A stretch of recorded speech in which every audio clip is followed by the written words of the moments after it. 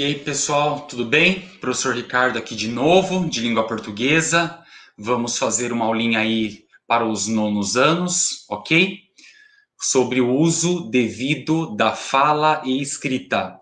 Lembrando aí vocês que é bom sempre, né, passar para o caderno esse conteúdo aí, essa aulinha, para que a gente possa ter tudo anotado e quando a gente se vê novamente presencialmente, eu vejo o caderno de vocês, a gente troca umas ideias sobre, tá bom? Então, por enquanto, vamos aí com a nossa aulinha virtual.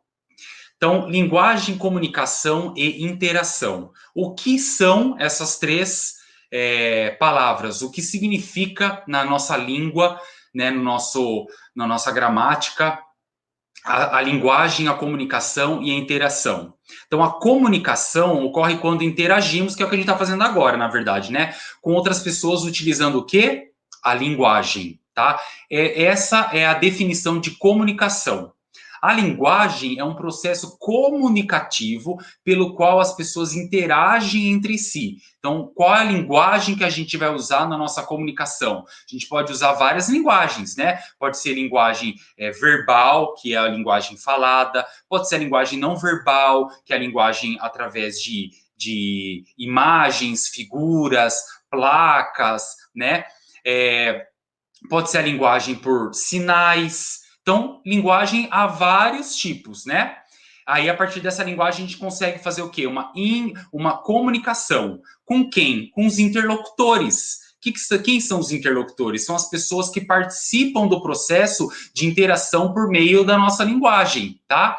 Então, linguagem, comunicação e interação, geralmente elas andam ligadas uma à outra. Se a gente usa uma linguagem, é um processo comunicativo. Esse processo comunicativo ocorre quando a gente está interagindo com alguém. E a gente até se comunica, assim, né, sozinho, às vezes, né, pensando, ou a gente às vezes vê alguém na rua andando, falando sozinho, a pessoa está se comunicando com ela mesma, é possível, mas o mais comum é essa comunicação interativa entre pessoas, tá? Entre seres. Norma culta ou linguagem culta ou formal? É expressão empregada pelos linguistas brasileiros para designar o conjunto de variedades linguísticas efetivamente faladas na vida cotidiana pelos falantes cultos, sendo assim classificados os cidadãos nascidos e criados em zona urbana e com grau de instrução superior completo. É aquela que carrega consigo a rigidez das normas gramaticais, utilizada principalmente em textos e profissões que a exigem, como no direito ou na matemática. Ok, vamos ler de novo esse texto aí, que eu peguei da internet, mas olha o que ele diz aqui nessa parte: o conjunto de variedades linguísticas efetivamente faladas na vida cotidiana pelos falantes cultos, sendo assim classificados os cidadãos nascidos e criados em zona urbana e com grau de instrução superior completo.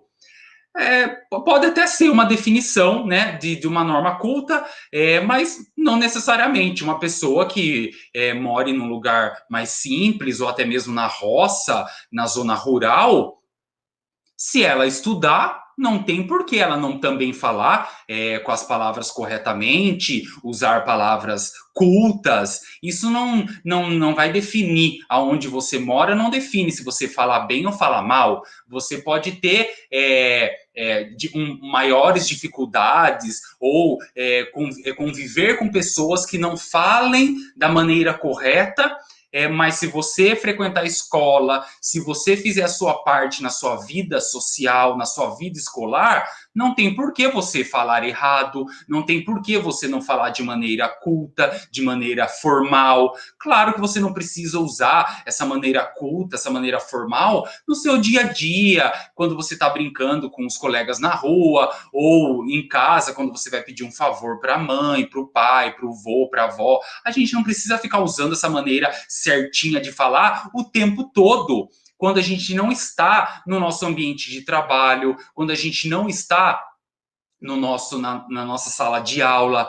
Eu sou professor de português.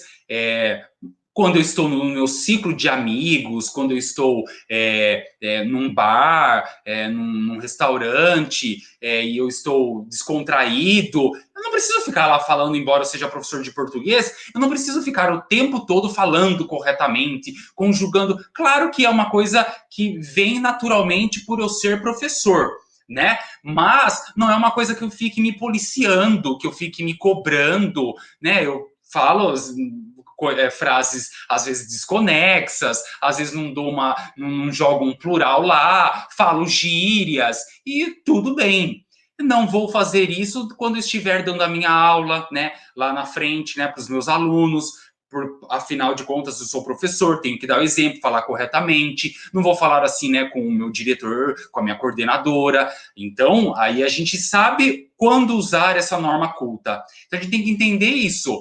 Quando usar a norma culta? Mas qualquer pessoa pode dominar, independente da classe social, independente de onde more, independente de qualquer coisa. A pessoa que estuda, a pessoa que está disposta a aprender, ela vai falar a norma culta quando ela achar que agora é uma entrevista de emprego, preciso falar bonito, digamos assim, né? Vou apresentar um trabalho para o professor, vou falar corretamente, né? Evitar de não conjugar um verbo corretamente, evitar de falar uma palavra, né? Os policial, né? Os policial não existe. Ou você fala os policiais ou você fala o policial, né? A gente acaba colocando o singular junto com o plural, então não vamos deixar isso acontecer, tá? Vamos usar a norma culta quando a gente achar que realmente a gente deve usar para a gente não se passar aí como tipo alguém que não sabe, que não é inteligente ou que não aprendeu. Se a gente sabe, por que não usar? A aula de hoje é mais ou menos isso, então, que eu quero passar para vocês, tá? A importância de você falar certo, a importância de você aprender a falar as palavras corretamente. Vamos a mais uma definição aí. Esse já foi, ok. Código e língua. Código é um conjunto de sinais convencionados socialmente para a construção e transmissão de mensagens. Língua é um código formado por signos, ou seja, palavras, e leis combinatórias por meio do qual as pessoas se comunicam e interagem entre si. Então, a gente tem aí que o código, né, através de um código, a gente forma signos, que são as palavras, e a gente faz o quê? Usa, né, para a transmissão de mensagem, que a gente, então, o código nada mais é que isso, que são signos, são palavras que a gente usa para a gente poder se comunicar, tá? Então, a fala e a escrita, a diferença das duas, para a gente ter em mente aí quais são a diferença de fala e escrita. A fala, geralmente, ela é contextualizada, tá? Ou seja, contextualizada, que quer dizer, tem um contexto para você falar alguma coisa. Você não começa a falar algo do nada. Até pode começar a falar quando você puxa um assunto. Aí tudo bem. Aí só que a partir desse assunto a gente começa a contextualizar, né, sobre aquilo. Então é algo implícito, não planejado, pouco elaborada. Aí a gente, né, do nada surge um conteúdo, a gente pode usar frases curtas, simples, ou até mesmo a gente acaba usando frases um pouco mais longas, dependendo do tipo de diálogo que a gente vai ter, de conversa. Então, digamos que a fala, ela é mais espontânea. A gente não consegue pensar muito, por isso que a gente usa muito aquela fala, não pensei para falar, né? Se você fosse escrever, por exemplo, numa briga, vamos supor numa briga, quando você briga com alguém assim, verbalmente. Você fala coisas que se você fosse falar, né, fazer essa briga de maneira escrita, pode ter certeza que muitas coisas que você falou na maneira escrita você não colocaria. Por exemplo, os palavrões, o gritar, né, o falar alto na maneira escrita, tem como você demonstrar que você está falando alto colocando letra maiúscula, né, que você está gritando.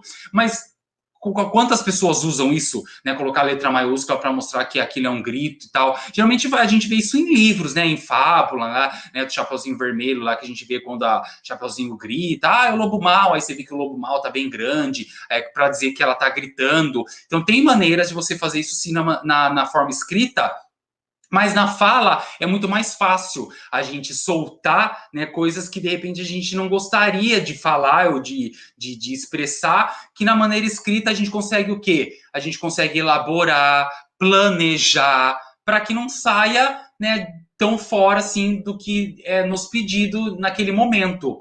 Então a diferença da fala e da escrita é basicamente isso. A fala, ela é espontânea, a gente não consegue programar muito o que a gente vai falar, embora numa entrevista de emprego, num trabalho, num seminário expositivo lá para o professor, né? A gente consegue sim elaborar as nossas falas, mas a gente elabora através de um texto escrito, que a gente escreve, lê e depois vai lá fazer essa apresentação, tá? Então a diferença de fala e escrita basicamente é isso, ok? Vamos ler aqui, ó. Português é fácil de aprender porque é uma língua que se escreve exatamente como se fala. Será que isso é verdade? Será que isso procede? O português realmente é uma língua que se escreve exatamente como se fala? Vamos ler aí, embora a imagem não esteja lá, aquelas coisas desse slide, mas eu acho que dá para a gente compreender legal. Vamos tentar ler junto. Pois é, eu vou ler exatamente como está escrito. Percebam que a diferença sonora não vai ser tão grande assim. Então, quando você lê, a gente, só de ouvir, só de falar, a gente não vai perceber que está escrito muita coisa errada, mas muita coisa errada. Por quê? Porque o som realmente acaba sendo um pouco parecido com o que realmente seria o correto. Então, olha aí, ó. Pois é, o português, a gente não fala assim, o português, o português. A gente fala, professor, o português tá difícil, né? O português tá difícil, entendeu? Então, percebam que quando a gente fala de maneira não, igual aqui, voltando ao slide, não elaborada, não planejada, né? Então, a gente acaba falando de uma maneira que, quando a gente vai escrever, é assim que fica. Então, essa escrita que está aqui é para provar, voltando no slide aí, para provar que a nossa fala não planejada, ela fica desse jeito aqui, ó. Agora, a escrita, quando ela é planejada, ela não vai ficar desse jeito, né? O português é muito fácil de aprender, porque é uma língua que a gente escreve exatamente como se fala. Vocês estão vendo que eu estou lendo exatamente como está escrito aqui. Vocês estão percebendo que é muito difícil você perceber que eu estou falando muito errado, né? O português é muito... Olha esse N aí. Mas a gente não fala muito, né? Muito. Muito. Nossa, professor, é muito difícil, muito. A gente fala muito difícil, né, professor? Nossa, como matemática é muito, muito. Olha esse N aí. E não existe. Mas na hora da gente falar, ele vai saindo. Vamos continuar. Porque é uma língua que a gente escreve exatamente como se fala. Não é como inglês, que dá até vontade de rir quando a gente descobre como é que se escreve, realmente dá para perceber que está errado, né? Como é que se escreve? Aí não dá para falar como é que se escreve, como é que se escreve, né? Agora, como é que se escreve é de ferrar, meu Deus. Vamos lá, algumas palavras. Em português, não. É só prestar atenção. Ó, prestar atenção aí, que a gente junta tudo. É só prestar atenção. Não é prestar atenção, é prestar. Só prestar atenção. Só que quando a gente fala, a gente não junta tudo. Ó, professor, só prestar atenção aí, prestar atenção, prestar atenção. Junta tudo. O alemão, por exemplo, esse por exemplo também é difícil, né? Porque é por exemplo, né? Com o. A gente usa muito o. A gente tem esse, né? A gente não fala o alemão, a gente fala o alemão, o português, o professor tá vindo, o professor tá vindo, o professor tá vindo, o professor tá vindo. Gente, o professor tá vindo. Um assassinato a língua que a gente faz, né? O professor está vindo. Mas quem que vai falar assim na hora de troca de sala, na hora que os alunos ficam lá na porta, aquele alvoroço, esperando o professor chegar? Né, para poder todo mundo correr sentado, não é mais fácil ficar sentado esperando o professor chegar? Não, mas o pessoal fica lá na porta. Aí quando vê o professor tá vindo, o professor tá vindo, o professor tá vindo. É tão rápido a fala, ela é tão sem planejamento nenhum, é simplesmente vamos comunicar que o professor tá vindo. E a gente solta o professor tá vindo. Continuando aqui, o alemão, por exemplo, que é a coisa mais doida, não bate nada com nada. Até no espanhol, que é parecido, se escreve muito diferente. Que bom que a minha língua é o português, Quem souber falar, sabe escrever. Misericórdia, quem souber com acento, falar com acento, sabe escrever. Escrever o acento até é ok, mas com I. Então, olha como a gente troca o E pelo I e o O pelo U. Vocês perceberam? O que vocês vão fazer? A gente vai encerrar a aula nesse slide, tá? Mas o que eu vou pedir para vocês fazerem? Pararem agora aqui. Vocês vão, né, copiar, como sempre, todos os slides aí, como se fosse uma atividade que está na lousa, tá, pessoal? Inclusive, tá aí o desenho da lousa. Olha, olha, olha, olha, a fala, olha, olha. Então, o que a gente vai fazer? A gente vai passar qual é a maneira correta que deveria, a norma culta, porque aí não está na maneira culta, né? Está uma fala totalmente de maneira informal, coloquial, ou seja, informal, coloquial é o contrário de formal e culta, que é a nossa aula de hoje. Então, a maneira formal e culta é aquela que a gente aprende na escola, que a gente tem que falar corretamente. E a do nosso, às vezes, da nossa casa, na rua, na pracinha, é a maneira informal ou coloquial. Então, aí, nesse slide, nesse texto, está visivelmente maneira informal, coloquial, né? Do dia a dia, como a gente fala rapidamente. Então, vocês vão passar, vocês copiem, aí embaixo, depois que copiar, passa todo esse texto para a maneira formal, culta. Como ficaria esse texto de maneira correta, porque ele tem várias coisas, ele tem vários erros aí, tem várias coisinhas erradas. Então vamos passar ele, mas depois você pode ler ele como está agora e ler depois, você vai ver que na leitura, se você ler pausadamente, você vai conseguir perceber a diferença. Mas se você ler igual eu li, mais descontraído, um pouco mais rápido, você vê que você nem percebe, né? Você não vê muita diferença sonora. Mas na escrita, você vai ver a barbaridade, a quantidade de erro, o assassinato da língua portuguesa que fizeram nesse texto. E aí vocês agora vão corrigir, depois tira uma fotinho e manda para o professor de vocês, se sou eu ou outro professor, para ele falar se é isso aí mesmo, se esqueceu de corrigir alguma coisa, ou se corrigiu alguma coisa errado, e aí a gente faz essa troca de vocês, né, dos alunos aí, para com os professores. Ok? Por hoje é isso, então. Bons estudos e até a próxima aula. Abraço.